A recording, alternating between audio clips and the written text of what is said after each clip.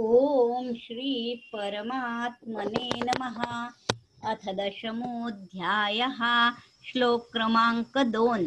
न मे विदुसुरगणः न मे विदुसुरगणः न मे विदुसुरगणः प्रभव न महर्षि प्रभव न महर्षि प्रभव न महर्षि न मे विदुसुरगणः प्रभव न महर्षि न मे विदुसुरगणः प्रभवन्न महर्षि न मे विदुसुरगणः प्रभवन्न महर्षि अहम् आदिर्हि देवानाम् अहम् आदिर्हि देवानाम् अहम् आदिर्हि देवानां महर्षिणां च सर्वशः महर्षिणां च सर्वशः महर्षिणां च सर्वशः अहम् आदिर्हि देवानां महर्षिणां च सर्वशः अहम् आदिर्हि देवानां महर्षिणां च सर्वशः अहम् आदिर्हि देवानां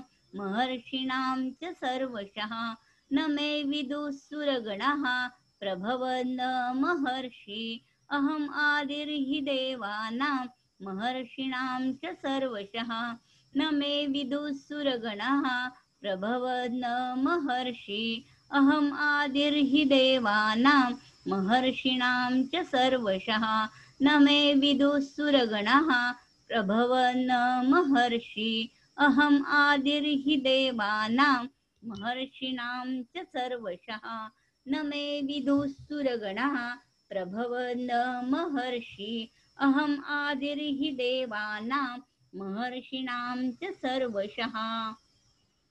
7व्या अध्यायाच्या 3ऱ्या श्लोकात भगवंताने मनुष्याणां सहस्रेषु पदानां जी गोष्ट सांगितली होती ते इथे नमे विदू या पदाने सांगताहेत।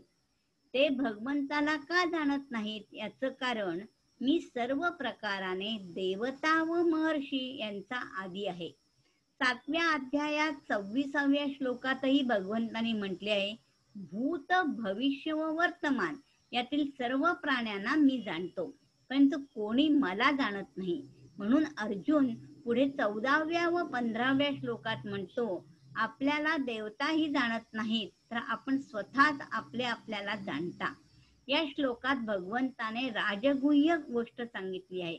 भगवंत विद्या बुद्धी योग्यता सामर्थ्य इत्यादीने जाणले जात नाहीत तर जिज्ञासूच्या श्रद्धा विश्वासाने आणि भगवत कृपेनेच ते जाणले जातात। देवता व महर्षी लोकही भगवंताला जाणू शकत नाहीत तर मनुष्य कसा जाणून घेईल व त्याचे कल्याण कसे होईल हे पुढील श्लोकात सांगतायत। हरये नमः हरये नमः हरये नमः।